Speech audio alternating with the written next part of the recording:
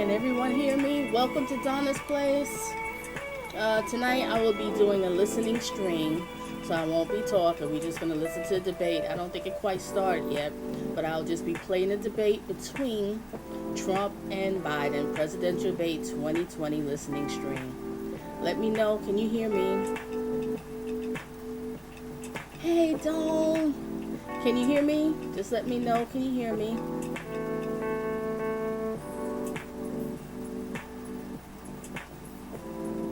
Chef Disaster, Teresa, my love. Blessings to you and Sunmina. Hey, what's up? Can you hear me?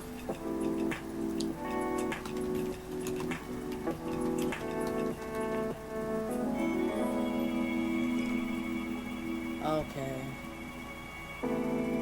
Awesome. Okay, I'm getting ready to play it now. It's just a listening stream.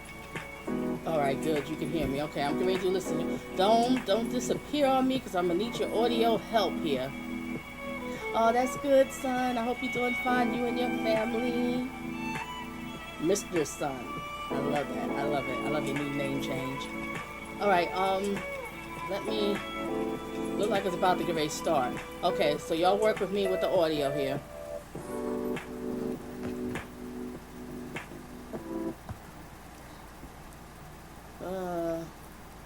Look like it's gonna start, but you know when it comes to stuff like this, they start whenever they want to.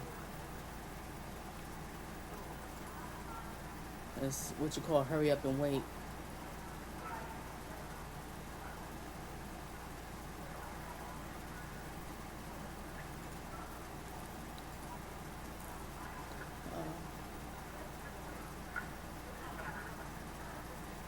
It's silent now. I don't. Hopefully, you'll be able to hear my audio here.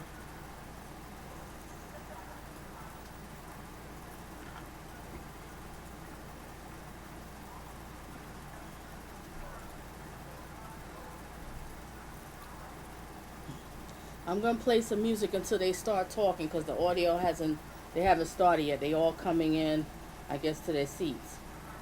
So I'm just going to play some music, keep it low, so y'all can have something to listen to while you're waiting for the debate.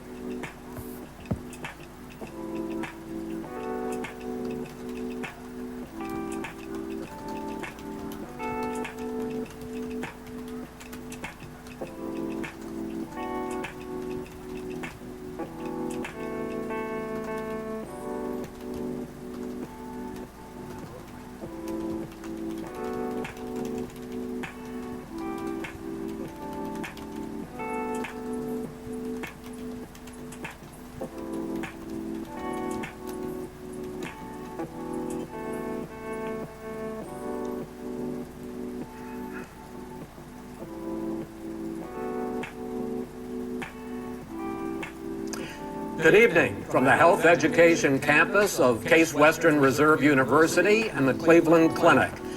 I'm Chris Wallace of Fox News, and I welcome you to the first of the 2020 presidential debates between President Donald J. Trump and former Vice President Joe Biden. This debate is sponsored by the Commission on Presidential Debates. The Commission has designed the format, 6 roughly 15-minute segments, with 2-minute answers from each candidate to the first question, then open discussion for the rest of each segment. Both campaigns have agreed to these rules. For the record, I decided the topics and the questions in each topic. I can assure you, none of the questions has been shared with the commission or the two candidates. This debate is being conducted under health and safety protocols designed by the Cleveland Clinic, which is serving as the health security advisor to the commission for all 4 debates. As a precaution, both campaigns have agreed the candidates will not shake hands at the beginning of tonight's debate. The audience here in the hall has promised to remain silent. No cheers, no boos or other interruptions, so we, and more importantly you, can focus on what the candidates have to say. No noise except right now, as we welcome the Republican nominee, President Trump, and the Democratic nominee, Vice President Biden.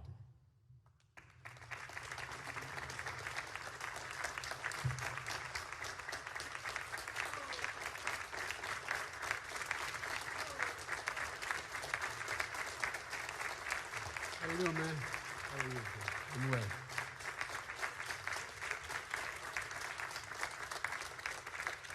Gentlemen, a lot of people have been waiting for this night, so let's get going. Our first subject is the Supreme Court. President Trump, you nominated Amy Coney Barrett over the weekend to succeed the late Ruth Bader Ginsburg on the court. You say the Constitution is clear about your obligation and the Senate's to consider a nominee to the court. Vice President Biden, you say that this is an effort by the president and Republicans to jam through an appointment and what you call an abuse of power. My first question to both of you tonight: why are you right in the argument you make and your opponent wrong? And where do you think a Justice Barrett would take the court?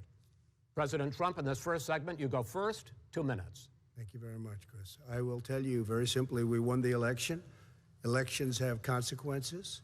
We have the Senate, we have the White House, and we have a phenomenal nominee, respected by all, top academic, good in every way, In fact, some of her biggest endorsers are very liberal people from Notre Dame and other places. So I think she's going to be fantastic. We have plenty of time, even if we did it after the election itself. I have a lot of time after the election, as you know.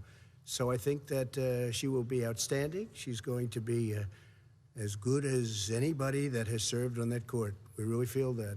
We have a professor at Notre Dame, highly respected by all, said she's the single greatest student he's ever had. He's been a professor for a long time at a great school.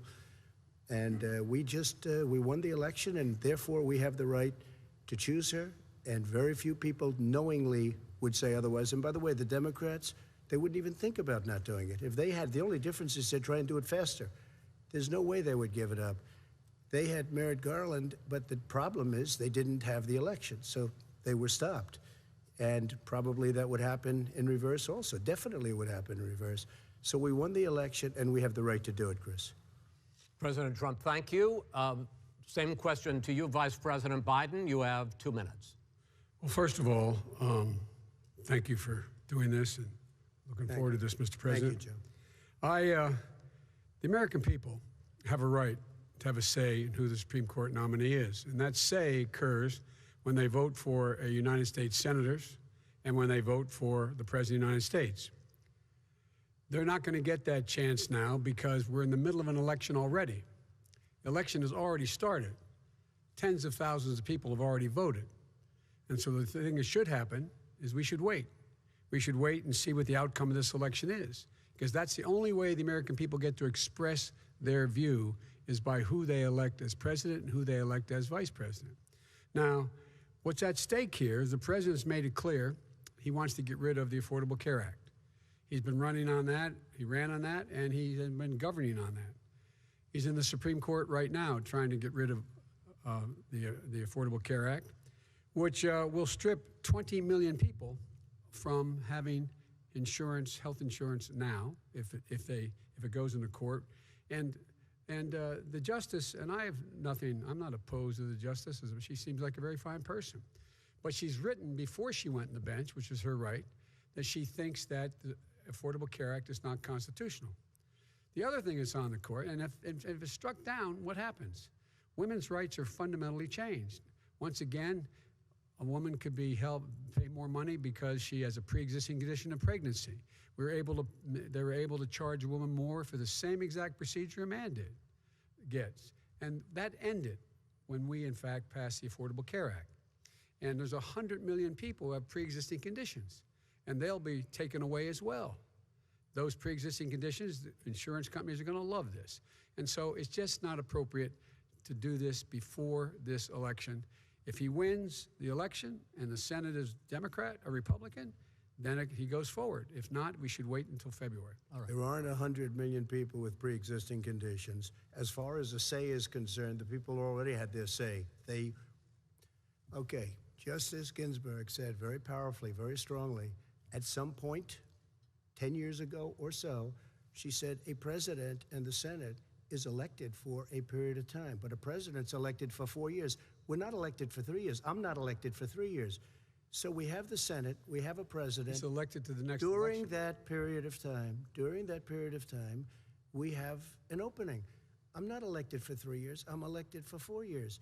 And the 100 million people, Joe, the 100 million people is totally wrong. I don't know where you got that number. The bigger problem that you have is that you're going to extinguish 180 million people with their private health care that they're very That's happy simply with. not true. Well, you're certainly going to socialist. You're going to socialist medicine. We're now into, gentlemen, we're now into open discussion. Open discussion. Open discussion. Yes, I agree. Go ahead, Vice President. Number White. one, he knows that what I proposed. What I proposed is that we expand Obamacare and we increase it. We do not wipe any, and one of the big debates we had with 23 of my colleagues trying to win the nomination that I won, were saying that Biden wanted to allow people to have private insurance still. They can, they do, they will under my proposal. It's not what you've said, But and it's not what your party has said. That is simply your party a lie. doesn't say it. Your party That is wants to simple. go socialist My medicine party is and me. socialist Right healthcare. now, I am and the they're going to Democratic dominate Party. you, Joe. You know that. I am the Democratic Party right now. The platform of the Not according Democratic to Party Harris. is what I, in fact, approved of. What I approved of. Now, here's the deal. The deal is that it's going to wipe out pre-existing conditions. And by the way, the 200,000 people that have died on his watch, how many of those have survived? Well, there's 7 million people that contracted COVID.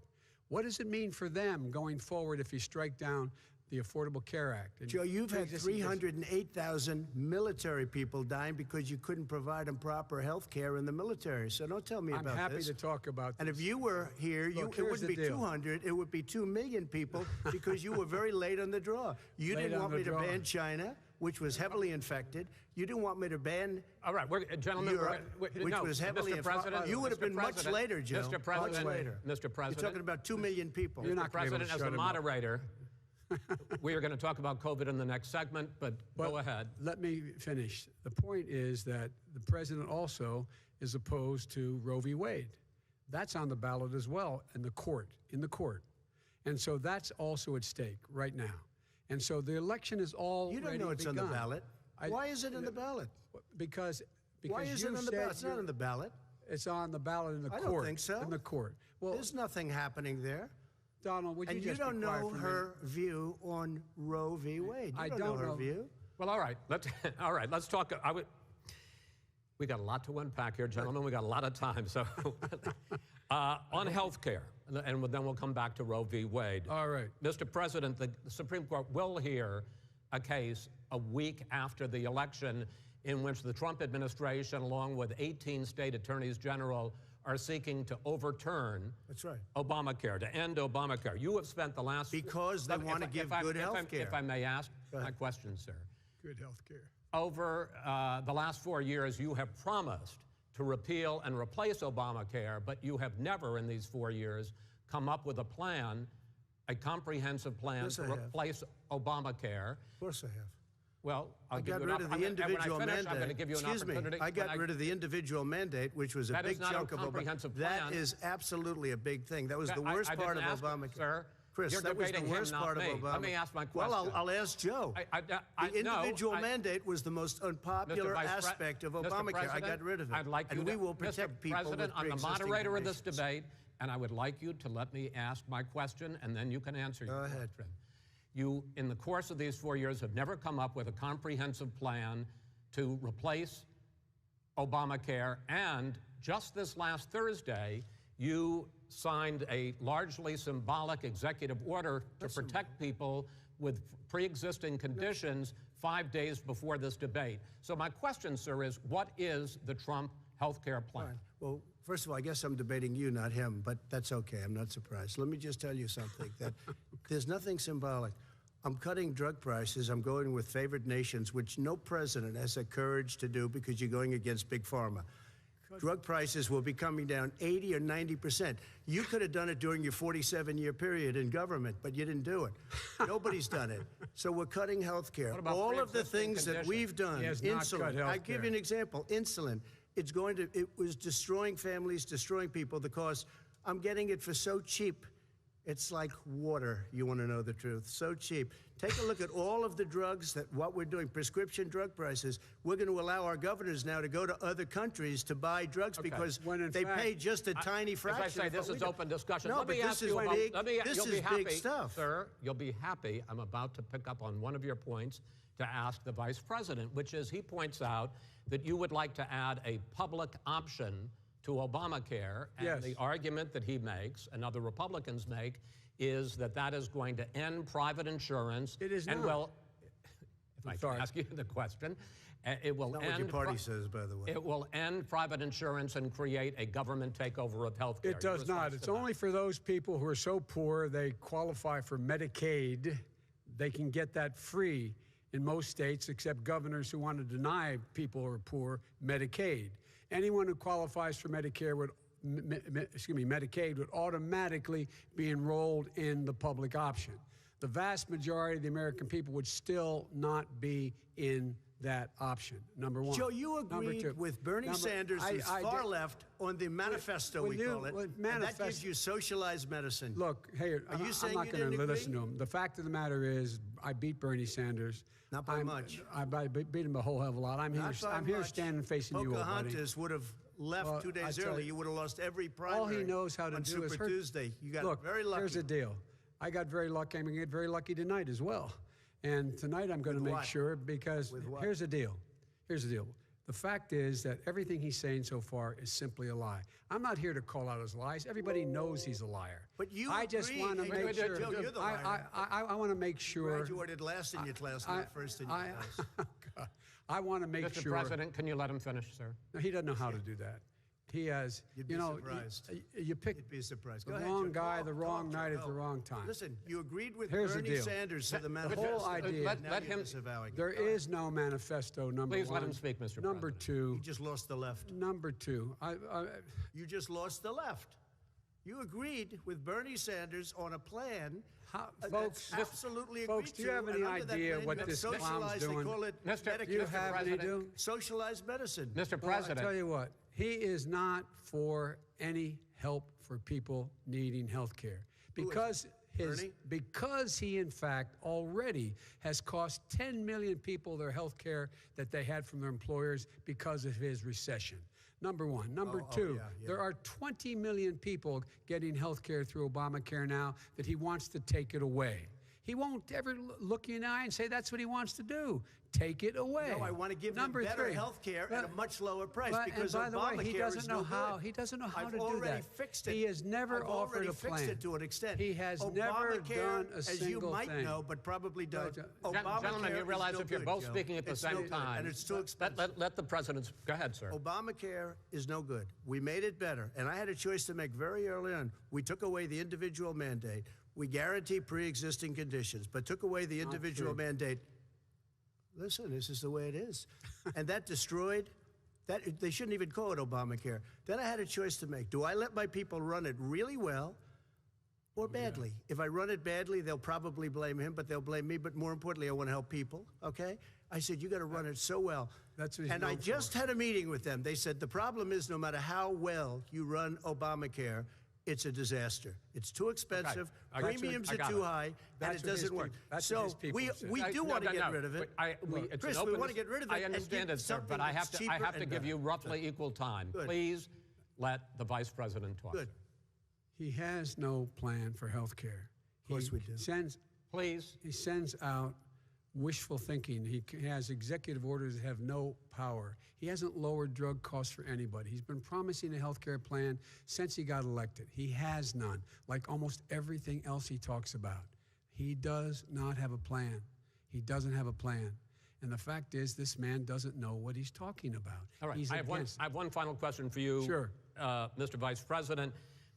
If Senate Republicans, we were talking originally about the Supreme Court here, if Senate Republicans go ahead and confirm Justice Barrett, there has been talk about ending the filibuster or even packing the court, adding to the 9 justices there. You call this a distraction by the president, but in fact it wasn't brought up by the president.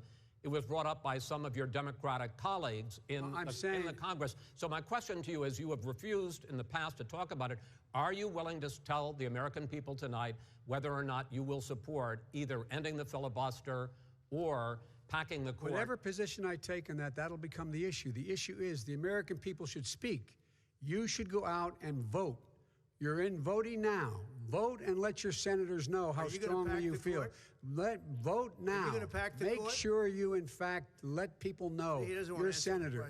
I'm not going to answer the question. Why wouldn't you answer that because question? the question is, radical left. Will you shut up, man? Listen, who is on your list, Joe? Who's on your list? Right. Gentlemen, I think this is so unprecedented. He's going to pack the court. We're not going to give a list. We have ended this segment. We're going to move on to the second segment. That was really a productive segment, wasn't it? Keep yapping, man. The people understand, Joe. They sure 47 years you've done nothing. They understand. All right. The second subject is COVID-19, which is an awfully serious subject, so let's try to be serious about it. We have had more than 7 million cases of coronavirus in the United States, and more than 200,000 people have died. Even after we produce a vaccine, experts say that it could be months or even years before we come back to anything approaching normal. My question for both of you is, based on what you have said and done so far, and what you have said you would do starting in 2021, why should the American people trust you more than your opponent to deal with this public health crisis going forward? In this case, the question goes to you first, sir. 2 minutes uninterrupted. Good luck. 200,000 dead. As you said, over 7 million infected in the United States. We, in fact, have 4% of the world's population, 20% of the deaths. 40,000 people a day are contracting COVID. In addition to that, about between 750 and 1,000 people a day are dying. When he was presented with that number, he said, it is what it is. Well, it is what it is because you are who you are. That's why it is. The president has no plan. He hasn't laid out anything. He knew all the way back in February how serious this crisis was. He knew it was a deadly disease. What did he do? He's on tape as acknowledging he knew it. He said he didn't tell us or give people a warning of it because he didn't want to panic the American people. You don't panic. He panicked. In addition to that, what did he do? He went in and we were insisting that the Chinese, the people we had on the ground in China should be able to go to Wuhan and determine for themselves how dangerous this was. He did not even ask Xi to do that. He told us what a great job Xi was doing. He said we owe him a debt of gratitude for being so transparent with us. And what did he do then? He then did nothing. He waited and waited and waited. He still doesn't have a plan. Wrong. I laid out back in March exactly what we should be doing. And I laid out again in July what we should be doing. We should be providing all the protective gear possible. We should be providing the money the House has passed in order to be able to go out and get people the help they need to keep their businesses open schools. It costs a lot of money. You should get out of your bunker and get out of the sand trap and get in your golf course and go in the Oval Office and bring together the Democrats and Republicans and fund what needs to be done now to save lives. So if we would have listened to you... You have 2 minutes, sir. If we would have listened to you, the country would have been left wide open. Millions of people would have died, not 200,000, and one person is too much. It's China's fault. It should have never happened. They stopped it from going in, but it was China's fault. And by the way, when you talk about numbers, you don't know how many people died in China. You don't know how many people died in Russia. You don't know how many people died in India. They don't exactly give you a straight count, just so you understand. But if you look at what we've done, I closed it, and you said he's xenophobic. He's a racist, and he's xenophobic because you didn't think I should have closed our country. Wait a minute. It says 2 minutes. You didn't think we should have closed our country because you thought it was terrible. You wouldn't have closed it for another 2 months. By my doing it early, in fact, Dr. Fauci said, President Trump saved thousands of lives. Many of you Democrat governors said, President Trump did a phenomenal job. We worked with the governor. Oh, really? Go take a look. The governors said I did a phenomenal job. Most of them said that. In fact, people that would not be necessarily on my side said that. President Trump did a phenomenal job.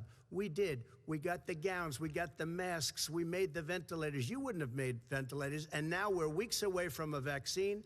We're doing therapeutics already. Fewer people are dying when they get sick. Far fewer people are dying.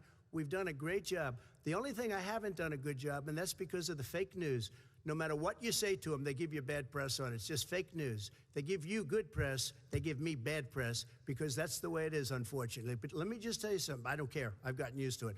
But I'll tell you, Joe, you could never have done the job that we did. You don't have it in your blood. You could have never done that job.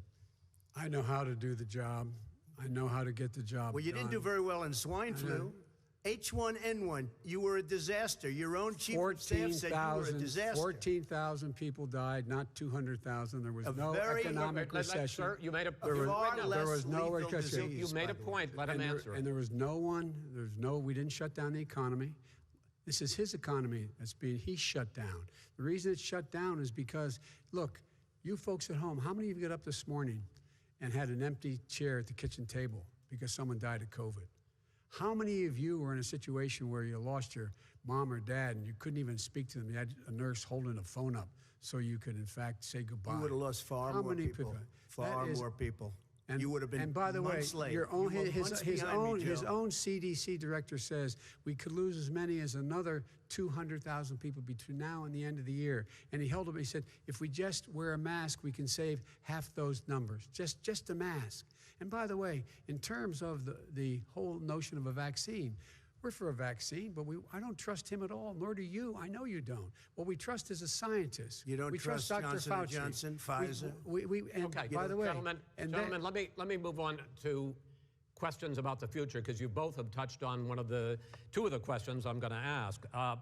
Focusing on the future first, President Trump, you have repeatedly either contradicted or been at odds with some of your government's own top scientists. The week before last, the head of the Centers for Disease Control, Dr. Redfield, said it would be summer before the vaccine would become generally available to the public. You said that he was confused and mistaken. Those were your two words. Yeah. But Dr. Slaoui, the head of your Operation Warp Speed, has said exactly the same thing. Are they both wrong? Well, I've spoken to the companies, and we can have it a lot sooner. It's a very political thing because people like this would rather make it political than save lives. God. It is a very political thing. I've spoken to Pfizer. I've spoken to all of the people that you have to speak to. We have great Moderna, Johnson & Johnson, and others.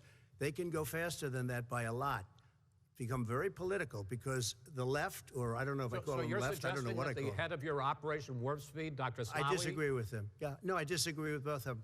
And he didn't say that. He said it could be there, but it could also be much sooner. I had him in my office 2 days ago. He talked about the summer, sir, before it's generally available. Just like he said it's a possibility that we'll have the answer before November 1st. It could also be after that. When it's generally available. Well, we're going to deliver it right away. We have the military all set up. Logistically, they're all set up.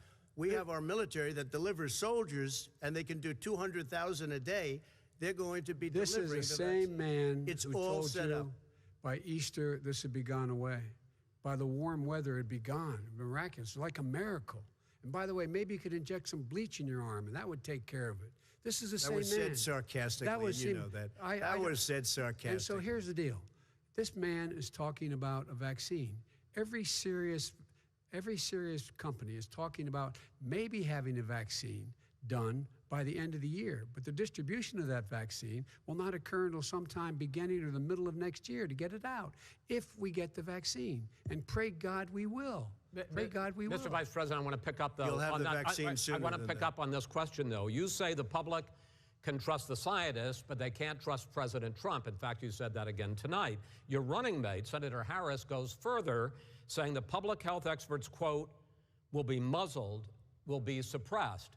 Given the fact that polls already show that people are concerned about the vaccine and are reluctant to take it, are you and your running mate, Senator Harris, contributing to that fear? No more than the question you just asked him. You pointed out. He puts pressure and disagrees with his own scientists. But you're saying Senator Harris is saying you can't trust the scientists. No, you can trust the scientists. She didn't say that. You can't trust. She said the public health experts, quote, will be muzzled, will be suppressed. Well, that's what he's going to try to do. But there's millions of scientists, there's thousands of scientists out there, like here at this great hospital, that don't work for him. Their job doesn't depend on him. That's not, they're the people, and by the way. I spoke to the scientists that are in charge. By the way. They will have the vaccine very soon. Let him finish. Do you believe for a moment what he's telling you in light of all the lies he's told you about the whole issue relating to COVID? He still hasn't even acknowledged that he knew this was happening, knew how dangerous it was going to be back in February, and he didn't even tell you. He's on record as saying it. He panicked or he just looked at the stock market, one of the two, because guess what? A lot of people died, and a lot more are going to die unless he gets a lot smarter, a lot quicker. So, Mr. President? Did you use the word smart? So you said you went to Delaware State, but you forgot the name of your college. You didn't go to Delaware State. You graduated either the lowest or almost the lowest in your class. Don't ever use the word smart with me. Don't ever use that word. Oh, give me a break. Because you know what? There's nothing smart about you, Joe. 47 years, you've done nothing. Let's have this debate. And if you would have had, let me just tell you something, Joe. No, if you would have had the charge of what I was put through, I had to close the greatest economy in the history of our country. And by the way, now it's being built again. See, and it's We're going to going get up to the fast. economy in the next segment, sir. Okay. It's going up fast. Okay. Look forward to talking. When it comes to how the virus has been handled so far, the two of you have taken very different approaches, and this is going to affect how the virus is handled going forward by whichever of you ends up becoming the next president. I want to quickly go through several of those. Reopenings. Vice President Biden, you have been much more reluctant than President Trump about reopening the economy and schools. Why, sir? Because he doesn't have a plan. If I were running, I know what the plan is. You've got to provide these businesses the ability to have the money to be able to reopen with the PPE as well as with the sanitation they need. You have to provide them plastic. Tell that to Nancy Pelosi. Well, he's just shush for a minute. Tell it to Nancy Pelosi. And Schumer, by the way, and Chuck. Nancy Pelosi and Schumer, they have a plan. He won't even meet with them. The Republicans won't meet with the Senate. And he sits on his golf course. And I mean, literally, think about it. You probably play more than I do, Joe. What about this question of reopenings and the fact? Well, he wants to shut down this country. And I want to keep it open. And we did a great thing by shutting it down. Wait a minute, Joe. Let me shut you down for a second, Joe, just for 1 second. He wants to shut down the country. We just went through it. We had to because we didn't know anything about the disease. Now we found that elderly people with heart problems and diabetes and different problems are very, very vulnerable. We learned a lot. Young children aren't. Even younger people aren't. We've learned a lot. But he wants to shut it down. More people will be hurt by continuing. If you look at Pennsylvania, if you look at certain states that have been shut down, they have Democrat governors all. One of the reasons they're shut down is because they want to keep it shut down until after the election on November 3rd. I want to move on to another because subject. it's a I want to move political on to another subject. But those states are not doing well that are shut down right now. Respond to that. President Trump, you have begun to increasingly question the effectiveness of masks as a disease preventer. And in fact, recently you have cited the issue of waiters touching their masks and touching plates. Are you questioning No, I think the masks efficacy are okay. of You have masks? to understand, if you look, I mean, I have a mask right here. I put a mask on, when I think I need it. Tonight, as an example, everybody's had a test, and you've had social distancing and all of the things that you have to. But I wear masks when needed. When needed, I wear masks. Okay, let me ask. I don't wear masks like him. Every time you see him, he's got a mask. He could be speaking 200 feet away from it. He shows up with the biggest mask I've ever seen. I will say this. Vice President Biden, go ahead, sir. Look, the way to open businesses is give them the wherewithal to be able to open. We provided money. The Congress. But I was asking you, sir, about masks. Well, masks make a big difference. His own head of the CDC said if we just wore masks between now, everybody wore masks in social distance between now and January, we'd probably save up to 100,000 lives. It matters. And they've also said the opposite. They've also said no serious person said the opposite. They've also said, well, look serious. at Dr. Fauci. Dr. Fauci said the opposite. He did not say the opposite. We got a little bit more than a minute left in this segment. Masks are not good. Then he changed his mind. He said masks are good. I'm okay with masks. I want to ask you both about one last subject because your different approaches has even affected the way that you have campaigned. President Trump, you're holding large rallies with crowds packed together, thousands of people. Outside, yes, sir, agreed. Vice President Biden, you are holding much smaller events with... Because nobody will show up. People with... Well, it's true. Nobody shows up to his rallies. All right. In any case, why you holding the big rallies? Why you not? You go first, sir. Because people want to hear what I have to say. I mean, But are you not worried about it spreading as a disease? president, and I'll have 35,000 people show up at airports. We use airports. Are you not worried about the disease issues, sir? We have a lot of people. Well, so far, we have had no problem whatsoever. It's outside. That's a big difference, according to the experts. And we do them outside. We have tremendous crowds, as you see. I mean, and literally on 24 hours' notice. And Joe does the circles and has 3 people someplace. Okay. By the way, did you see one of the last big rallies he had? And a reporter came up to him to ask him a question. He said, no, stand back. Put on your mask. Put on a mask. Have you been tested? I'm way far away from those other people. That's what he said. I can't. I'm going to be okay. He's not worried about you. He's not worried about the people out there breathing in one another. We've had no negative effect. No negative effect. We've had no negative effect. And we've had 35,000, 40,000 people at these rallies. Just quickly finish up because I want to move on to our next. Yes, I would. He's been totally irresponsible the way in which he has handled the social distancing and people wearing masks, basically encouraging them not to. All right. He's a fool on this. If you could get the crowds, you would have done the same thing. But you can't. Nobody cares. Gentlemen, can we move on to the economy? Yes. The economy is, I think it's fair to say, recovering faster than expected from the shutdown. Much faster. In the second quarter, the unemployment rate fell to 8.4% last month. The Federal Reserve says the hit to growth, which is going to be there, is not going to be nearly as big as they had expected. President Trump, you say we are in a V-shaped recovery. Vice President Biden, you say it's more of a K-shape. What difference does that mean to the American people in terms of the economy? President Trump, in this segment, you go first. So we built the greatest economy in history. We closed it down because of the China plague. When the plague came in, we closed it down, which was very hard psychologically to do. He didn't think we should close it down, and he was wrong. And again, 2 million people would be dead now instead of still 204,000 people is too much. One person is too much. Should have never happened from China. But what happened is we closed it down, and now we're reopening, and we're doing record business. We had 10.4 million people in a 4-month period that we've put back into the workforce. That's a record the likes of which nobody's ever seen before. And he wants to close down he will shut it down again. He will destroy this country. You know, a lot of people, between drugs and alcohol and depression, when you start shutting it down, you take a look at what's happening in some of your Democrat-run states where they have these tough shutdowns. And I'm telling you, it's because they don't want to open it. One of them came out last week. You saw that. Oh, we're going to open up on November 9th. Why November 9th? Because it's after the election. They think they're hurting us by keeping them closed. They're hurting people. People know what to do. They can social distance. They can wash their hands. They can wear masks. They can do whatever they want. But they got to open these states up.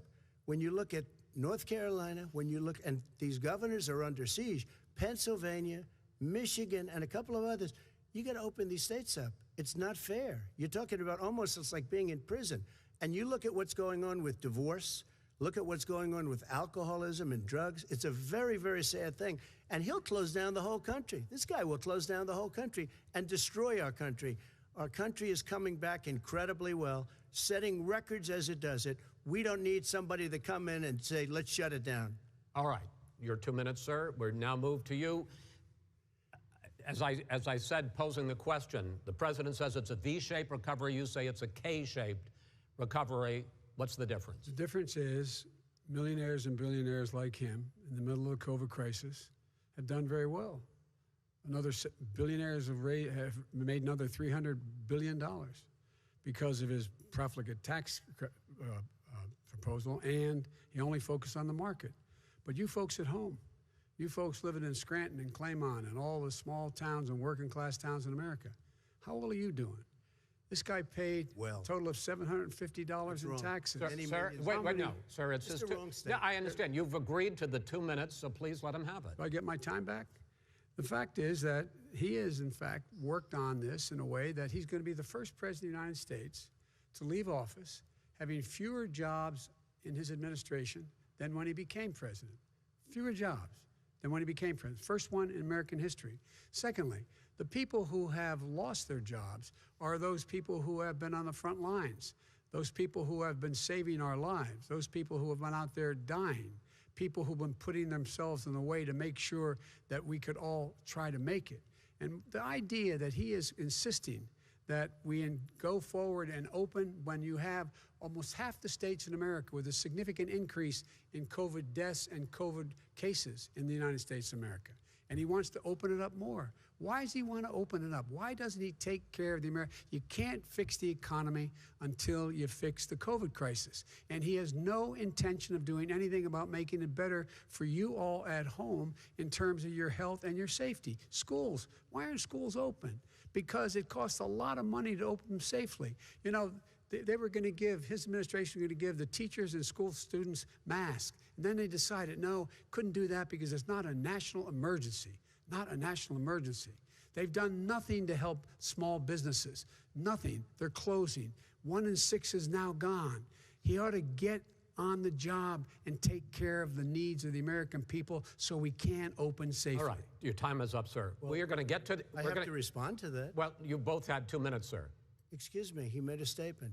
So did you. People want their schools, people want their schools open. They don't want to be shut down. They don't want their state shut down. They want their restaurants. I look at New York. It's so sad what's happening in New York. It's almost like a ghost town. And I'm not sure it can ever recover what they've done in New York. People want their places open. They want to get back to their lives. They'll be careful, but they want their schools open. I'm the one that brought back football. By the way, I brought back Big Ten football. It was me, and I'm very happy to do it. And all right, people of Ohio are very proud of me. And you know how I found out? When he took gentlemen, the we're going to get to your economic plans going forward in a moment. But first, Mr. President, as you well know, there's a new report that in 2016, the year you were elected president, and 2017, your first year as president, that you paid $750 a year in federal income tax each of those years. I know that you pay a lot of other taxes, but I'm asking you the specific question. Is it true that you paid $750 in federal income taxes each of those 2 years? I paid millions of dollars in taxes, millions of dollars of income tax. And let me just tell you, there was a story in one of the papers. I paid $38 million 1 year. I paid $27 million. Show us your tax returns. I went... you'll see it as soon as it's finished. You'll see it. You know, if you want to go to the Board of Elections. There's a 118-page or so report that says everything I have, every bank I have, I'm totally under-leveraged because the assets are extremely good, and we have a very, I built a great company. I'm asking you a specific question, which is... let me tell you. I understand all of that. I understand all of that. No, Mr. President. Go ahead. I'm asking you a question. Will you tell us how much you paid in federal income taxes in 2016 and 2017? Millions of dollars. You paid millions of dollars? Millions of dollars, So yes. not 750? Millions of dollars, and you'll get to see it. And you'll get to see it. But let me just tell you, Chris, let me just tell you something, that it was the tax laws. I don't want to pay tax. Before I came here, I was a private developer. I was a private business people. Like every other private person, unless they're stupid, they go through the laws, and that's what it is. He passed a tax bill that gave us all these privileges for depreciation and for tax credits. We build a building and we get tax credits, like the hotel on Pennsylvania Avenue. You get a massive, which, by the way, was given to me by the Obama administration, if you can believe that.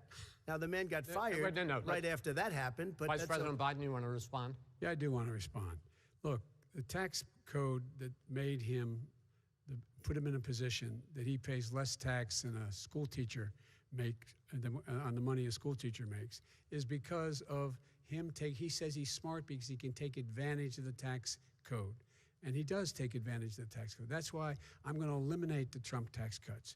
And I'm going to eliminate those tax cuts and make sure that we invest in the people who, in fact, need the help. People out there need help. But why didn't you do it over the last 25 years? Because you weren't president. Because you weren't president screwing things up. You were a senator. And You're the worst president America has ever had. Hey, Come Joe, on. let me just tell you, Joe. I've done more in 47 months. I've done more than you've done in 47 years, Joe. We've done things that you never even thought of doing, including fixing the broken military that you gave me, including taking care of your vets. Mr. President, we're talking about the economy. I'd like to ask you about your plans going forward because, Mr. Vice President, your economic plan, if you were to be elected president, focuses a lot on big government, big taxes, big spending. I want to focus first on the taxes. You propose more than $4 trillion over a decade in new taxes on individuals making more than $400,000 a year and on corporations. President Trump says that that kind of an increase in taxes is going to hurt the economy as it's just coming out of a recession. Well, just take a look at what is the analysis done by Wall Street firms. Points out that my economic plan would create 7 million more jobs than his in 4 years, number one. And number two, it would create an additional $1 trillion in economic growth because it would be about buying American. That we're going to make the federal government spend $600 billion a year on everything from ships to steel to buildings and the like. And under my proposal, we're going to make sure that every penny of that has to be made by a company. But respectfully, sir, I'm talking about taxes, not spending. By the way, I'm going to eliminate a significant number of the tax. I'm going to make the corporate tax 28%. It shouldn't be 21%. You have 91 companies, in the Fortune 500 who don't pay a single penny in tax, making billions of dollars. Why didn't you do it before when you were vice president with Obama? Because you, in fact, passed that. That was your tax proposal. I got it done. And you know what happened? Yeah, you got it done. Our economy boomed like it's never boomed. The economy is busted. Let me finish. Mr. President, let me pick up on that. You would continue your free market approach, lower taxes, more deregulation, correct? Not lower taxes for American people. Excuse me. But in Obama's, you talk about the economy booming, it turns out that in Obama's final 3 years as president, more jobs were created, 1.5 million more jobs than in the first 3 years of your presidency. They had the slowest recovery economic recovery since 1929. It was the slowest recovery. Also, they took over something that was down here. All you had to do is turn on the lights and you pick up a lot. But they had the slowest economic recovery since 1929. Let me tell you about the stock market. When the stock market goes up, that means jobs. It also means 401ks.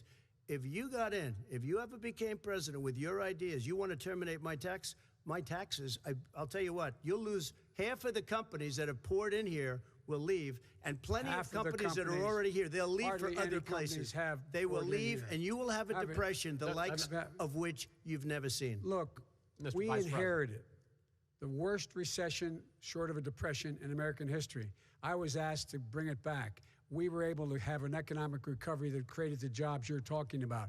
We handed him a booming economy. He blew it. It wasn't booming. Blew it. He blew it. It wasn't booming. It was the weakest recovery since 1929. Is it fair to say he blew it when fact, when there was record low unemployment before COVID? Yeah, but because what he did, even before COVID, manufacturing went in the hole.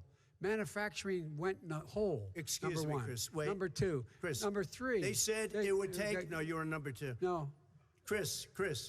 They said it would take a miracle to bring back manufacturing. I brought back 700,000 jobs. They brought back nothing. They gave up on manufacturing. Part of my standard fare. I'm the guy that brought back the automobile industry. All right, let him. We brought back. I was asked to bring back Chrysler and General Motors. We brought them back right here in the state of Ohio and Michigan. He blew it. They're gone. He blew it. And in fact, they're going. Ohio had the best year it's ever had last year. Michigan had the best year they've ever had. That is not true. Many car companies came in from Germany, from Japan, went to Michigan, went to Ohio. They're not having. And they didn't come in with you. Mr. Vice President, go ahead. And so you take a look at what he's actually done. He's done very little. His trade deals are the same way. He talks about these great trade deals. You know, he talks about the art of the deal. China's perfected the art of the steal. We have a higher deficit with China now than we did before. We have the highest trade deficit with Mexico. China ate your lunch, down 18%. China ate your lunch, Joe, and no wonder your son goes in and he takes out billions of dollars, to manage. He makes millions of dollars. And also, while we're at it, why is it, just out of curiosity, The mayor of Moscow's wife gave your son $3.5 million. What did he do to deserve it? What did he do with Burisma to deserve $183,000? None of that is true. Let him answer. None of that is true. Oh, really? Totally, he didn't Mr. get $3.5 million? President, totally, Mr. President, please. Totally discredited. Totally discredited. And by the way, well, wait, he didn't get $3.5 million, Joe? Mr. Vice, he got $3.5 million.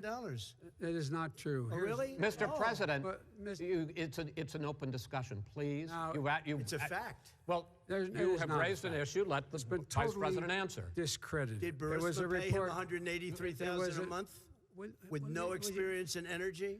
Mr. President, my son did nothing wrong at Burisma. I think he did. Mr. President, let him answer. He doesn't want to let me answer because he knows I have the truth. His position has been totally, thoroughly discredited. By who? In Ukraine. The media? By everybody. Well, by the media, by our allies, by the World Bank, by everyone has discredited. Matter of fact, even the people who testified under oath. So let me ask you this, Joe. No, go ahead, Mr. I'm listening to you. He got $3.5 million from Moscow. He testified under oath in his administration, said, I did my job and I did it very well. Oh, I really? did it I'd honorably. like to know who they are. Well, I'll give you the list of the people who testified. No, go ahead, sir. Sure, you've already fired most of them because they did a good job. Some people don't do a good job. With you, go ahead. Wait a minute. You get the final word, Mr. Well, it's hard to get any word in with this clown. Excuse me. Hey, let me just say to you. No. I'm Mr. President. $3.5 million, Joe. That is simply Why did he deserve $3.5 million from Moscow? Look, here's the deal. We want to talk about families and ethics. I don't want to do that. I mean, his family we could talk about all night. His family's already... My family lost a fortune by coming down and helping us with government. And that's such a... Mr. President. Every single one of them lost a fortune. This is not about my family or his family. It's about your family. The American people. He doesn't... That's not true. It doesn't want to talk about what you need. You, the American people. It's about you. That's what we're talking about here. All right, that's the end of the segment. We're moving on. He didn't take them. Well, Vice President, no. Can I be honest? It's a very important question. Try to be honest. He stood up. No, the answer to the question is no. Ukraine. No, sir. With $1 billion, if you that get rid is of absolutely not true. You're going to have true. Gentlemen. I hate to raise my voice, but it seems to be, why shouldn't I be different than the two of you? So here's the deal. Good point. We have 6 segments. We have ended that segment. We're going to go to the next segment. In that segment, you each are going to have 2 uninterrupted moments. In those 2 uninterrupted minutes, Mr. President, you can say anything you want. I'm going to ask a question about race, but if you want to answer about something else, go ahead. But I think that the country would be better served if we allowed both people to speak with fewer interruptions. I'm appealing to you, sir, to do that. Well, and him too. Well, frankly, you've been doing more interrupting than he has. That's all right, but he does plenty. Well, less than, sir, less than plenty. No, less than you have. Let's please continue on. The issue of race. Vice President Biden, you say that President Trump's response to the violence in Charlottesville 3 years ago, when he talked about very fine people on both sides, was what directly led you to launch this run for president. Oh, yeah, sure. President Trump, you have often said that you believe you have done more for Black Americans than any president, with the possible exception of Abraham Lincoln. My question for the two of you is, why should voters trust you rather than your opponent to deal with the race issues facing this country over the next 4 years? Vice President Biden, you go first. It's about equity and equality. It's about decency. It's about the Constitution. And we have never walked away from trying to require equity for everyone, equality for the whole of America. But we've never accomplished it. But we've never walked away from it like he has done. It is true. The reason I got in the race is when those people, close your eyes, remember what those people look like coming out of the fields carrying torches, their veins bulging, just spewing anti-Semitic bile, and accompanied by the Ku Klux Klan. A young woman got killed. And they asked the president what he thought. He said there were very fine people on both sides. No president has ever said anything like that. It is whose minutes, sir. Second point I'd make to you is that when Floyd was killed, when Mr. Floyd was killed, there was a peaceful protest in front of the White House. What did he do? He came out of his bunker, had the military use tear gas on him so he could walk across to a church and hold up a Bible. And then what happened after that? The bishop of that very church said that it was a disgrace. The general who was with him said all he ever wants to do is divide people, not unite people at all. This is a president who has used everything as a dog whistle to try to generate racist hatred, racist division. This is a man who, in fact, you talk about helping African Americans. 1 in 1,000 African Americans has been killed because of the coronavirus. And if he doesn't do something quickly, by the end of the year, 1 in 500 will have been killed. 1 in 500 African Americans. This man is a savior of African Americans. This man cares at all. This man's done virtually nothing. Look, the fact is that you have to look at what he talks about. You have to look at what he did. And what he did has been disastrous for the African American community. So, President Trump, you have 2 minutes. Why should Americans trust you over your opponent to deal with racism? he did a crime bill, 1994, where you call them super predators, African Americans, the super predators, and they've never forgotten it. They've never forgotten it, Joe. No, sir, it's his 2 minutes. So you did that, and they call you a super predator, and I'm letting people out of jail now that you have treated the African American population community, you have treated the black community about as bad as anybody in this country. You did the 1990, and that's why, if you look at the polls, I'm doing better than any Republican has done in a long time, because they saw what you did. You call them super predators, and you've called them worse than that, because you look back at your testimony over the years, you've called them a lot worse than that. As far as the church is concerned, and as far as the generals are concerned, we just got the support of 250 military leaders and generals, total support. Law enforcement, almost every law enforcement group in the United States. I have Florida, I have Texas, I have Ohio, I have Portland. The sheriff just came out today and he said, I support President Trump. I don't think you have any law enforcement. You can't even say the word law enforcement, because if you say those words, you're going to lose all of your radical left supporters. And why aren't you saying those words, Joe? Why don't you say the words law enforcement? Because you know what? If they called us in Portland, we would put out that fire in a half an hour, but they won't do it because they're run by radical left Democrats. If you look at Chicago, if you look at any place you want to look, Seattle, they heard we were coming in the following day and they put up their hands and we got back Seattle. Minneapolis, we got it back, Joe, because we believe in law and order, but you don't. The top 10 cities and just about the top 40 cities are run by Democrats and in many cases radical left. And they've got you wrapped around their finger, Joe, to a point where you don't want to say anything about law and order. And I'll tell you what, the people of this country want and demand law and order, and you're afraid to even say it. All right. I want to return to the question of race.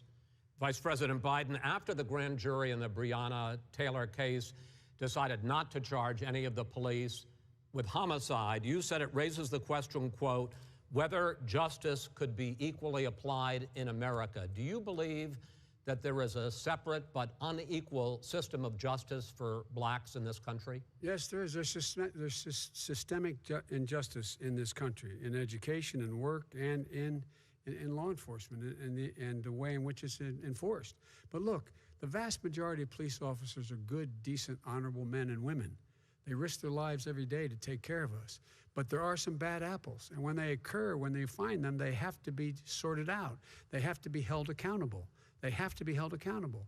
And what I'm going to do as President of the United States is call together an entire group of people at the White House, well, everything from the civil rights groups to the police officers, to the police chiefs, and we're going to work this out. We're going to work this out so we change the way in which we have more transparency in when these things happen. These cops aren't happy to see what happened to George Floyd. These cops aren't happy to see what happened to Breonna Taylor. Most don't like it. But we have to have a system where people are held accountable. And by the way, violence in response is never appropriate. Never appropriate. Peaceful protest is. Violence is never appropriate. All right. What is peaceful protest? When they run through the middle of a town and burn down your stores and kill people all over the place, and you say peaceful protest? President Trump, no, it's not, but you say it is. President Trump, I'd like to continue with the issue of race. I promise we're going to get to the issue of law and order in a moment. This month, your administration directed federal agencies to end racial sensitivity training that addresses white privilege or critical race theory. Why did you decide to do that, to end racial sensitivity training? And do you believe that there is systemic racism in this country, sir?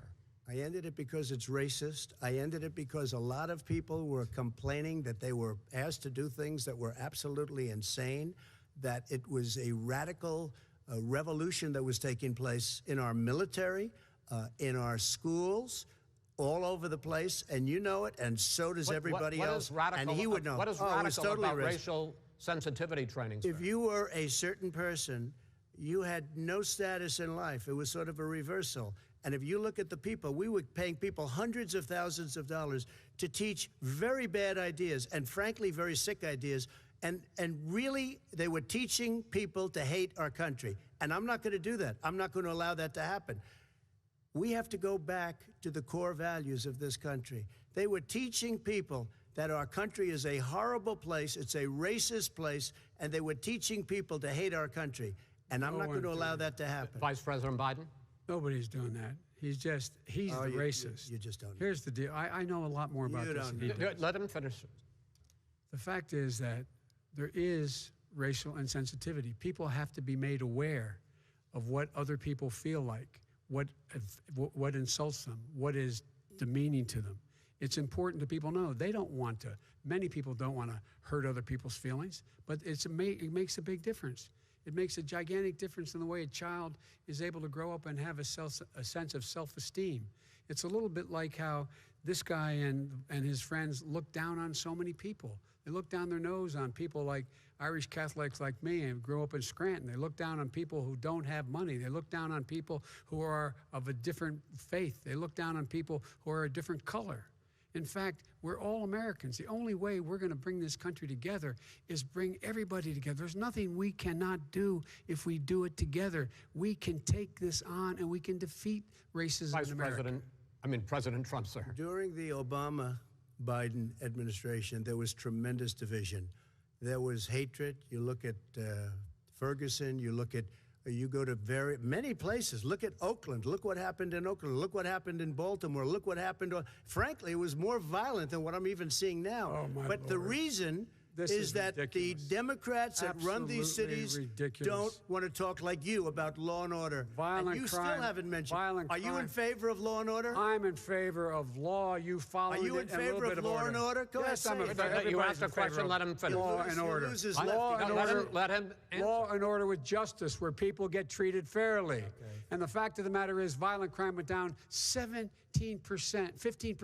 in our administration. All right. It's gone up on his watch. Went down much more he in had, ours. All right, we're now. Mr. President, you're going to of America. Mr. President, every record in the Mr. book. President, you're going to be very happy because we're now going to talk about law and order. Places we had trouble were Democratic-run cities. That's exactly my question. Democratic. There has been a dramatic increase in homicides in America this summer particularly, and you often blame that on Democratic mayors and Democratic governors, but in fact there have been equivalent spikes in Republican-led cities like Tulsa and Fort Worth.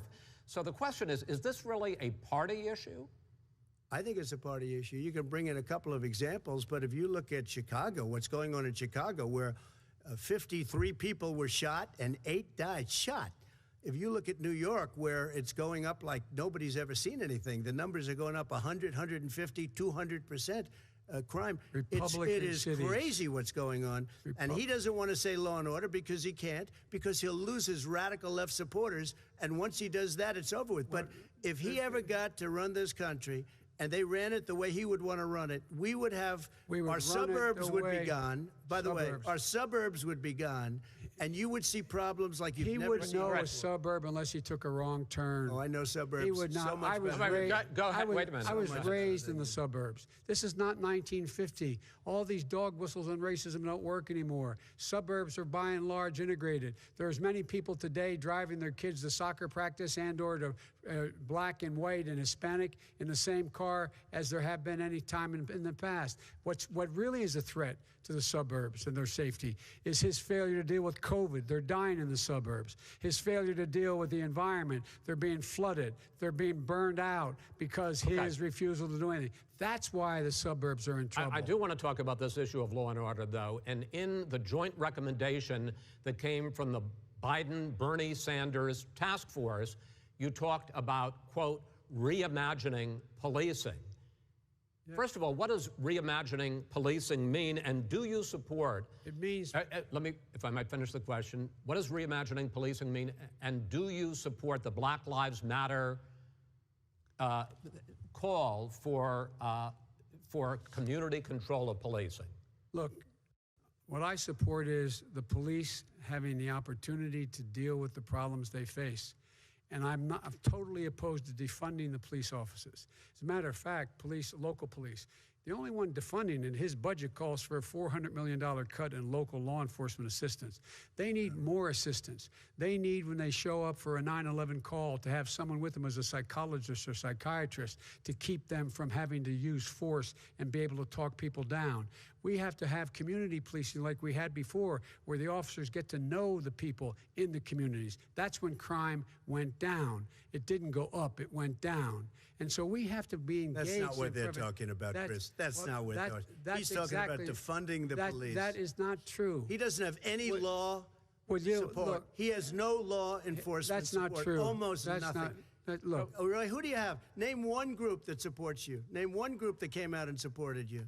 Go ahead. Look, think. We have time. We don't have time to do anything. No, think all right.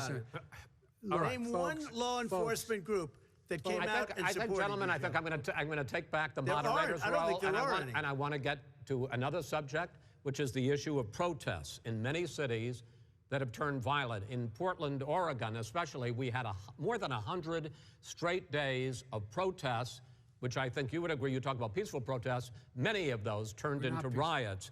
Mr. Vice President, you say that people who commit crimes should be held accountable. The question I have, though, is, as the Democratic nominee, and earlier tonight you said that you are the Democratic Party right now, have you ever called the Democratic mayor of Portland or the Democratic governor of Oregon and said, hey, you got to stop this, do whatever it takes, but you stop the days and months of violence in Portland?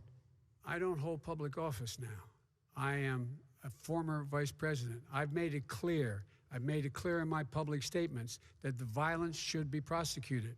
It should be prosecuted, and anyone who commits it. But you've never called for the people, the leader. Excuse me, sir. You had never called for the leaders in Portland and in Oregon to bring in the National Guard and knock off 100 days of riots. They can, in fact, take care of it if he just stay out of the way. Look here. Oh, really? Oh, really? Here's the thing. I sent in the U.S. Marshals to get the killer of the young man in the middle of the street. They shot him, and for 3 days, President Trump, Portland wouldn't do anything. I had to send in the U.S. Marshals. They took care of business. Go ahead, sir. And by the way, you know, his own former spokesperson said, you know, riots and chaos and violence help his cause. That's what this is all about. I don't know who said that. I do. Who? I think Kellyanne Conway. I don't think she said that. She said that. And so here's the But here's the point. Go ahead, the point is that that's what he is, keeps trying to rile everything up. He doesn't want to calm things down. Instead of going in and talking to people and saying, let's get everybody together, figure out how to deal with this. What's he do? He just pours gasoline in the fire constantly, and every single solitary time. And to end this, button up this segment, I'm going to give you a minute to answer, sir. You have repeatedly criticized... Wait, I have to answer his statement. No, you have repeatedly... No, you've been talking back and forth. You made a statement. I'm asking you... I would love to end it. Sir, I would love to end it. You know, if you want to switch seats... We could very quickly. We could do that, but I'd send in the National Guard, it would be over. There'd be no problem. Okay. But they don't want to accept the National Guard. You have repeatedly criticized the vice president for not specifically calling out Antifa and other left-wing extremist groups. But are you willing tonight to condemn white supremacists and militia groups and to say that they need to stand down and not add to the violence in a number of these cities, as we saw in Kenosha and as we've seen in Portland? Sure, are you I'm prepared willing to do specifically that, but do it? Well, go ahead, sir. I would say almost everything I see is from the left wing, not from the right wing. So what are you saying? I'm willing to do anything. I want to see peace. Then do it, sir. Say it. Do it. Say it. Do you want to call him? What do you want to call them? Give me a name. Give me a White name. supremacists and Who would you like me to condemn? White supremacists and right Proud militia. Boys, stand back and stand by. But I'll tell you what. Somebody's got to do something about Antifa and the left, because this is not a right-wing problem. This is a left-wing. FBI director This is a left-wing problem. White supremacist. Antifa's an idea, not an organization. Oh, you got to be not kidding. militia. That's what his FBI. FBI director Gentlemen, said. Well, then you know what? We're done, sir. Everybody, we're moving on to the next. We're moving. When a bat hits you over the head, that's not an idea. Everybody in Antifa your is administration tells you the truth has a bad idea. Can I tell you what? You have no ideas. Antifa is a dangerous, All right, radical gentlemen, group. we're now moving on to the Trump And and you ought to be Biden careful records. with them. They'll overthrow you. When in a 2 president, seconds. I'm going to ask a question. When the president seeks a second term, it is generally a referendum on his record. But Vice President Biden, you like to quote one of your dad's sayings, which is, don't compare me to the almighty, compare me to the alternative. And in this case, sir, you are the alternative. Looking at both of your records, I'm going to ask each of you, why should voters elect you president over your opponent? In this segment, President Trump, you go first, 2 minutes. Because there has never been an administration or president who has done more than I've done in a period of 3.5 years. And that's despite the impeachment hoax. And you saw what happened today with Hillary Clinton, where it was a whole big con job. But despite going through all of these things, where I had to fight both flanks and behind me and above, there has never been an administration that's done what I've done. The greatest, before COVID came in, the greatest economy in history, lowest unemployment numbers. Everything was good. Everything was going. And by the way, there was unity going to happen. People were calling me for the first time in years. They were calling, and they were saying, it's time maybe. And then what happened? We got hit, but now we're building it back up again. A rebuilding of the military, including Space Force and all of the other things. A fixing of the VA, which was a mess under him. 308,000 people died because they didn't have proper health care. It was a mess. And we now got a 91% approval rating at the VA, our vets. We take care of our vets. But we've rebuilt our military. The job that we've done, and I'll tell you something, some people say maybe the most important. By the end of the first term, I'll have approximately 300 federal judges and Court of Appeals judges, 300, and hopefully 3 great Supreme Court justices. That is a record, the likes of which very few people, and you know one of the reasons I'll have so many judges? Because President Obama and him left me 128 judges to fill. When you leave office, you don't leave any judges. That's like, you just don't do that. They left 128 openings, and if I were a member of his party, because they have a little different philosophy, I'd say if you left us 128 openings, you can't be a good president, you can't be a good vice president. But I want to thank you, because it gives us almost, it'll probably be above that number by the end of this term. 300 judges. It's a record. Looking at both your records, why should voters elect you president as opposed to President Trump? You have 2 minutes uninterrupted. Under this president, we become weaker, sicker, poorer, more divided, and more violent. When I was vice president, we inherited a recession. I was asked to fix it. I did. We left him a booming economy, and he caused a recession. With regard to being weaker, the fact is that I've gone head-to-head with Putin and made it clear to him we're not going to take any of his stuff. He's Putin's puppy. He still refuses to even say anything to Putin about the bounty on the heads of American soldiers. Your son got $3.5 million. And by the way, my son... Wait a minute. Mr. President, your campaign agreed to both sides would get 2-minute answers uninterrupted. Well, your side agreed to it, and why don't you observe what your campaign agreed to as a ground rule, okay, sir? He never keeps his word. Can you add No, back I'm not asking. That was a rhetorical question. Can you Go add ahead, back sir. 30 seconds? Yeah, Because- yes, okay. you may have. All right. Go ahead.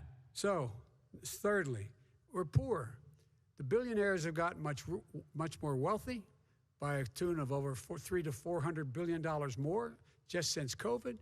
You in the home, you got less. You're in more trouble than you were before. In terms of being more violent, when we were in office, there were 15% less violence in America than there is today. He's president of the United States. It's on his watch.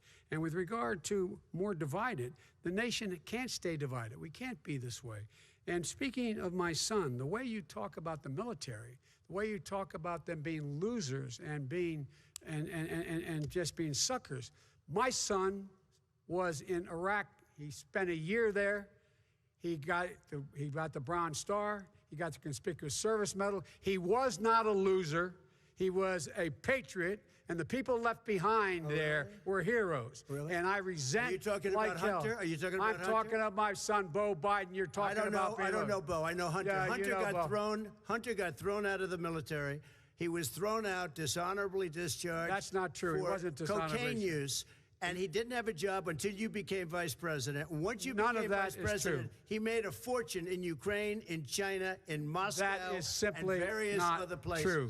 He made a fortune. My son. And he didn't have a job. My son, like a lot of people we know at home, had a drug problem. He's overtaken it. He's fixed it. He's worked on it. And I'm proud of him. But why was he given tens of millions of dollars? But he wasn't given tens of millions of dollars. That is totally discredited. We've already been totally discredited. We've already been through this. I think the American people would rather hear about more substantial subjects. Well, you know, as the moderator, sir, I'm going to make a judgment call here. Gets $3.5 million from the mayor of Moscow. Let's talk about not true. Gentlemen, that report is totally discredited. Mitt Romney on that committee said it wasn't worth taxpayers' money, that report. It was written for political reasons. You know, I'd like to talk about climate change. So would I. Okay. The forest fires in the West are raging now. They have burned millions of acres. They have displaced hundreds of thousands of people. When state officials there blame the fires on climate change, Mr. President, you said, I don't think the science knows. Over your 4 years, you have pulled the U.S. out of the Paris Climate Accord. You have rolled back a number of Obama environmental records. What do you believe about the science of climate change? And what will you do in the next 4 years to confront it? I want crystal clean water and air. I want beautiful, clean air. We have now the lowest carbon. If you look at our numbers right now, we are doing phenomenally. But I haven't destroyed our businesses. Our businesses aren't put out of commission. If you look at the Paris Accord, it was a disaster from our standpoint. And people are actually very happy about what's going on because our businesses are doing well. As far as the fires are concerned, you need forest management in addition to everything else. The forest floors are loaded up with trees, dead trees that are years old, and they're like tinder, and leaves and everything else. You drop a cigarette in there, the whole forest burns down. You've got to have forest management. What do you You've got to have cuts. What do you believe about the science of climate change, sir? I believe that we have to do everything we can to have immaculate air, immaculate water, and do whatever else we can that's good. You know, we're planting 1 billion trees, the Billion Tree Project, and it's very exciting for a lot of people. You believe that human pollution, greenhouse gas emissions contributes to the global warming of this planet? I think a lot of things do, but I think to an extent, yes. But I also think we have to do better management of our forests. Every year, I get the call, California's burning. California's burning. If that was cleaned, if you had forest management, good forest management, you wouldn't be getting those calls. You know, in Europe, they have forest cities. They're called forest cities. They maintain their forests. They manage their forests. I was with the head of a major country. It's a forest city. He said, sir, we have trees that are far more, they ignite much easier than California. There shouldn't be that problem. I spoke with the governor about it. I'm getting along very well with the governor. But I said, you know, at some point, you can't every year have hundreds of thousands of acres of land just burned to the ground. That's burning down because of a lack of management. But, sir, if you believe in the science of climate change, why have you rolled back the Obama Clean Power Plan, which limited carbon emissions in power plants? Why have you relaxed? Because it was driving energy prices through the sky. Why have you relaxed fuel economy standards that are going to create more pollution from cars and trucks? Well, not really, because what's happening is the car is much less expensive and it's a much safer car, and you're talking about a tiny difference. And then what would happen, because of the cost of the car, you would have at least double and triple the number of cars purchased. We have the old slugs out there that are 10, 12 years old. if you did that, the car would be safer. It would be much cheaper by $3,500. In the case of California, they've simply ignored No, but you would take a lot of cars rollback off the market because people would be able to afford a car. Now, and by the way, we're going to see how that turns out. But a lot of people agree with me, many people. The car has gotten so expensive because they have computers all over the place for an extra little bit of gasoline. And I'm okay with electric cars, too. I think I'm all for electric cars. I've given big incentives for electric cars. But what they've done in California is just crazy. Right. Vice President Biden, I'd like you to respond to the president's climate change record, but I also want to ask you about a concern. You proposed $2 trillion in green jobs. You talk about new limits, not abolishing, but new limits on fracking, ending the use of fossil fuels to generate electricity by 2035, and zero net emission of greenhouse gases by 2050. The president says a lot of these things would tank the economy and cost millions of jobs. He's absolutely wrong, number one. Number two, if in fact, during our administration, the Recovery Act, I was in charge, able to bring down the cost of renewable energy to cheaper than or as cheap as coal and gas and oil. Nobody's going to build another coal-fired plant in America. No one's going to build another oil-fired plant in America. They're going to move to renewable energy, number one. Number two, we're going to make sure that we are able to take the federal fleet and turn it into a fleet that's run on their electric vehicles. Making sure that we can do that, we're going to put 500,000 charging stations and all of the highways that we're going to be building in the future. We're going to build an economy that, in fact, is going to provide for the ability of us to take 4 million buildings and make sure that they, in fact, are weatherized in a way that, in fact, they'll emit significantly less gas and oil because the heat will not be going out. There's so many things that we can do now to create thousands and thousands of jobs. We can get to net zero in terms of energy production by 2035. Not only not costing people jobs, creating millions of good paying jobs, not $15 an hour, but prevailing wage, by having a new infrastructure that, in fact, is green. And the first thing I will do, I will rejoin the Paris Accord. I will join the Paris Accord because with us out of it, look what's happening. It's all falling apart. And talk about someone who has no relationship with foreign policy. Brazil, the rainforests of Brazil are being torn down, are being ripped down. More carbon is absorbed in that rainforest than every bit of carbon that's emitted in the United States. Instead of doing something about that, I would be gathering up and making sure we had the countries of the world coming up with $20 billion and say, here's $20 billion. Stop tearing down the forest. And if you don't, then you're going to have significant economic consequences. What about the argument that President Trump basically says that you have to balance environmental interests and economic interests, and he's drawn his line? Well, he hadn't drawn a line. He still, for example, makes sure that he wants to make sure that methane's not a problem. You can now emit more methane without it being a problem. Methane.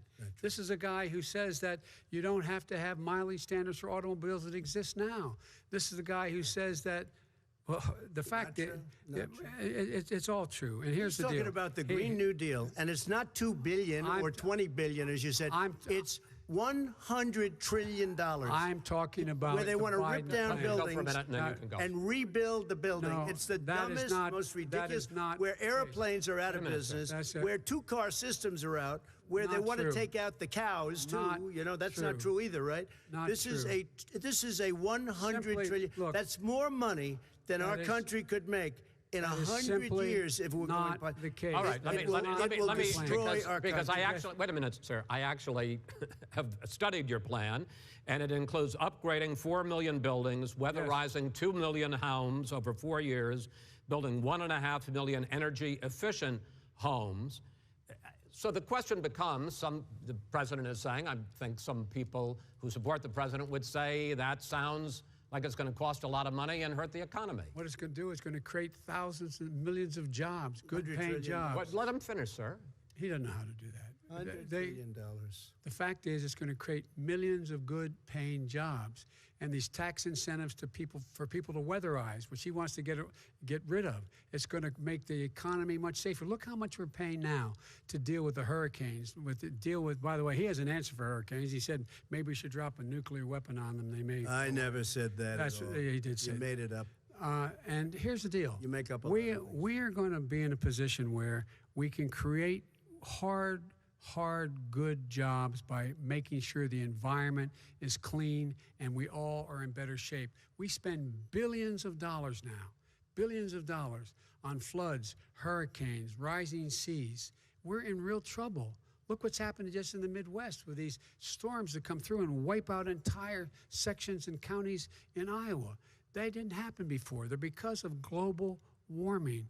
We make up 15% of the world's problem.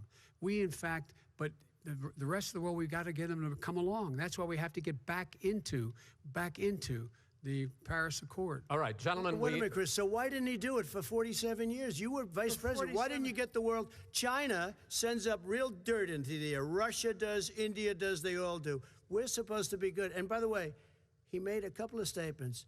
The Green New Deal is $100 trillion, that is not not $20 my billion. plan. That's the Green well, New you want to Deal rebuild every is building. not my plan. I want to rebuild every. If he knew anything about, if he knew anything He made a about, statement about the military. He said I said something about the military. He and his friends made it up, and then they went with it. I never said it. Okay. That is what not he true. did is he You're done said in this segment. he called Mr. the military Mr. Vice President, stupid bastards. I and he did said not it on say tape. that. He said Mr. stupid Please, bastards. He no. said it. Stop. I would never I say would that play to the it. military. Play it. Go ahead.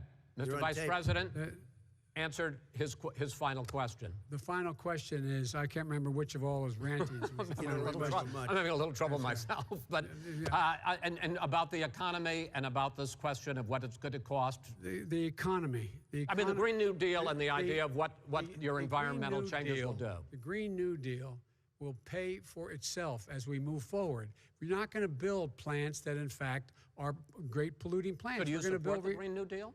Pardon me? Do you support No, I don't support the Green New Oh, Deal. you don't? Oh, well, that's a big statement. I That support means you the just Biden. lost the radical left. I Done. support Oh, you the don't. Biden plan that I put forward. Okay. The Biden plan, which is different than what he calls the radical Green New Deal. All right, gentlemen, final segment, election integrity. As we meet tonight, millions of Americans are receiving mail-in ballots or going to vote early. How confident should we be that this will be a fair election, and what are you prepared to do over the next 5+ weeks, because it'll not only be to Election Day, but also counting some ballots, mail-in ballots after Election Day. What are you prepared to do to reassure the American people that the next president will be the legitimate winner of this election? In this final segment, Mr. Vice President, you go first. Prepared to let people vote. They should go to iwillvote.com. Decide how they're going to vote, when they're going to vote, and what means by which they're going to vote. His own Homeland Security Director, and as well as the FBI Director, says there is no evidence at all that mail-in ballots are a source of being manipulated and cheating. They said that. The fact is that there are going to be millions of people because of COVID that are going to be voting by mail-in ballots, like he does, by the way. He sits behind the Resolute desk and sends his ballot to Florida, number one. Number two, we're going to make sure that those people who want to vote in person are able to vote because enough poll watchers are there to make sure they can socially distance. The polls are open on time, and the polls stay open until the votes are counted. And this is all about trying to dissuade people from voting because he's trying to scare people into thinking that it's not going to be legitimate. Show up and vote. You will determine the outcome of this election. Vote, vote, vote. If you're able to vote early in your state, vote early. If you're able to vote in person, vote in person. Vote whatever way is the best way for you, because he cannot stop you from being able to determine the outcome of this election. And in terms of whether or not when the votes are counted, and they're all counted, that will be accepted. If I win, that will be accepted. If I lose, that'll be accepted. But by the way, if in fact he says he's not sure what he's going to accept, well, let me tell you something. It doesn't matter, because if we get the votes, it's going to be all over. He's going to go. He can't stay in power. It won't happen. It won't happen. So vote. Just make sure you understand You have it in your control to determine what this country is going to look like the next 4 years. Is it going to change, or are you going to get 4 more years of these lies? Mr. President, 2 minutes. So when I listened to Joe talking about a transition, there's been no transition from when I won. I won that election. And if you look at crooked Hillary Clinton, if you look at all of the different people, there was no transition because they came after me trying to do a coup. They came after me spying on my campaign. They started from the day I won and even before I won, from the day I came down the escalator with our First Lady.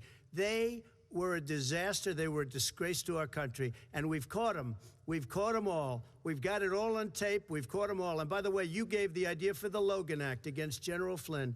You better take a look at that because we caught you in a sense. And President Obama was sitting in the office. He knew about it too. So don't tell me about a free transition.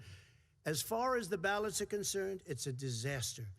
A solicited ballot, okay, solicited is okay. You're soliciting, you're asking, they send it back, you send it back. I did that. If you have an unsolicited, they're sending millions of ballots all over the country.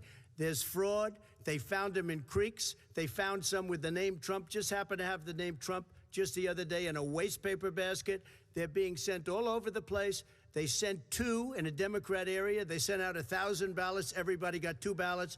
This is going to be a fraud like you've never seen. The other thing, it's nice on November 3rd, you're watching and you see who won the election. And I think we're going to do well because people are really happy with the job we've done. But you know what? We won't know. We might not know for months because these ballots are going to be all over. Take a look at what happened in Manhattan. Take a look at what happened in New Jersey. Take a look at what happened in Virginia and other places. They're not losing 2%, 1%, which, by the way, is too much. An election could be won or lost with that. They're losing 30 and 40%. It's a fraud, and it's a shame. And can you imagine where they say you have to have your ballot in by November 10th? November 10th. That means that's 7 days after the election, in theory, should have been announced. Okay. We have major states with that. Sir, all run by Democrats. 2 minutes is 2 minutes. All run by Democrats. It's President Trump, it's a rigged election. You're going to be able to continue. You have been charging for months that mail-in balloting is going to be a disaster. You say it's rigged, that it's going to lead to fraud. But in 2018, in the last midterm election, 31 million people voted mail-in voting. That was a quarter, more than a quarter of all the voters that year cast their ballots by mail. Now that millions of mail-in ballots have gone out, what are you going to do about it? And are you counting on the Supreme Court, including a Justice Barrett, to settle any dispute? Yeah, I think I'm counting on them to look at the ballots, definitely. I hope we don't need them in terms of the election itself. But for the ballots, I think so. Because what's happening is incredible. I read today, where at least 1% of the ballots for 2016 were invalidated. They take them, we don't like them, we don't like them. But what they are you throw going to do about it? If there are right. millions of ballots going out what right you now, do what is are you gonna go do? and vote. You do a solicited ballot, and that's okay, I know or your you go and complaint. vote. I'm asking you about the fact that millions of people You go and vote. You go and vote. But like what I'm they, saying is, like they used to in the old. Millions of people. You either do, Chris, a solicited ballot where you're sending it in, they're sending it back, and you're sending. They have mailmen with lots of it. Did you see what's going on? Take a look at West Virginia. Mailmen selling the ballots. They're being sold. They're being dumped in rivers. This is a horrible thing for our country. This is not going to end well. There is no evidence This is of that. not going to end well. 5 states have had mail-in ballots for the last decade or more. 5, including 2 Republican states. And you don't have to solicit the ballot. It's sent to you. It's sent to your home. What they're saying is that it has to be a postmark by election day. If it doesn't get in till the 7th, 8th, 9th, it still should be counted. He's just afraid of counting the votes because he knows the outcome. You're wrong. I want to continue with you on this, Vice President Biden. Chris, he's so wrong when he makes a statement like that. Excuse me, Vice President Biden, the biggest problem, in fact, over the years with mail-in voting has not been fraud historically. It has been that sizable numbers, sometimes hundreds of thousands of ballots are thrown out because they have not been properly filled out, or there is some other irregularity, or they missed the deadline. So the question I have is, are you concerned that the Supreme Court with a Justice Barrett will settle any dispute? I'm concerned that any court would settle this because here's the deal. when you get a ballot and you fill it out, you're supposed to have an affidavit. If you didn't know, you have someone say that this is me. You should be able to, if in fact you can verify that's you before the ballot is thrown out, that's sufficient to be able to count the ballot because someone made a mistake and not dotting the correct I. Who they voted for, testify, say who they voted for, say it's you. That is totally legitimate. All right. Excuse me, Chris, when you have 80 million ballots, gentlemen, I have a final Senate question. and swamping the system, you know it can't be done. You know it can't, and already there's been so now fraud. Mail service delivers wait a minute, gentlemen. And the final question is: in 8 states, we can keep talking. In 8 states, election workers are prohibited currently by law. 8 states from even beginning to process ballots, even take them out of the envelopes and flatten them until Election Day. That means that it's likely, because there's going to be a huge increase in mail-in balloting, that we are not going to know on election night who the winner is, that it could be days, it could be weeks. Could be months. Until we find out who the new president is. So first for you, sir, finally for the vice president, I hope neither of you will interrupt the other. Will you urge your supporters to stay calm during this extended period, not to engage in any civil unrest, and will you pledge tonight that you will not declare victory until the election has been independently certified? President Trump, you go first. I'm urging my supporters to go into the polls and watch very carefully, because that's what has to happen. I am urging them to do it. As you know, today there was a big problem. In Philadelphia, they went in to watch. They're called poll watchers, a very safe, very nice thing. They were thrown out. They weren't allowed to watch. You know why? Because bad things happen in Philadelphia, bad things. And I am urging my people. I hope it's going to be a fair election. If it's a fair election, I am 100% on board. But if I see tens of thousands of ballots being manipulated, I can't go along with that. And I'll tell you what, does that from mean, a common sense, does that mean you're going to tell your people to take to the street? It means you have a fraudulent election. You're sending out 80 million ballots. They're not equipped to. These people aren't equipped to handle it. Number one. Number two, they cheat. They cheat. Hey, they found ballots in a waste paper basket 3 days ago, and they all had the name military ballots. They were military. They all had the name Trump on them. Vice President you think Biden, that's good? Vice President Biden, final question for you. Will you urge your supporters to stay calm while the vote is counted, and will you pledge not to declare victory until the election is independently certified? Yes, and here's the deal. We count the ballots, as you pointed out. Some of these ballots in some states can't even be opened until Election Day. And if there's thousands of ballots, it's going to take time to do it. And by the way, our military, they've been voting by ballots since the end of the Civil War, in effect. And that's what's going to happen. Why is it for them somehow not fraudulent? It's the same process. It's honest. No one has established at all that there is fraud related to mail-in ballots, that somehow it's a fraudulent process. It's already been established. Take a look at Carolyn Maloney's race. You had an opportunity to respond. Look at Carolyn Maloney. Go ahead. They have no idea what happened. Vice President Biden, go ahead. He has no idea what he's talking about. Here's the deal. The fact is, I will accept it, and he will too. You know why? Because once the winner is declared, after all the ballots are counted, all the votes are counted, that'll be the end of it. That'll be the end of it. And if it's me, in fact, fine. If it's not me, I'll support the outcome. And I'll be a president not just for the Democrats. I'll be a president for Democrats and Republicans. And this guy, I want to see an honest ballot count. Gentlemen, you say that's the end of it? This is the end of this debate? Honest ballot count. We're going to leave it there. To be continued as in more debates as we go on.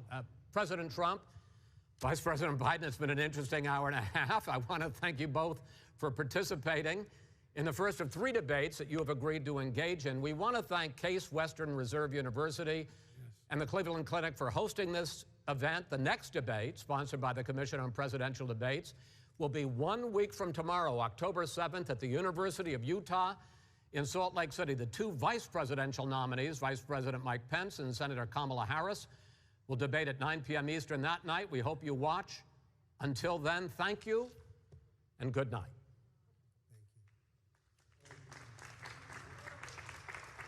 Thank you.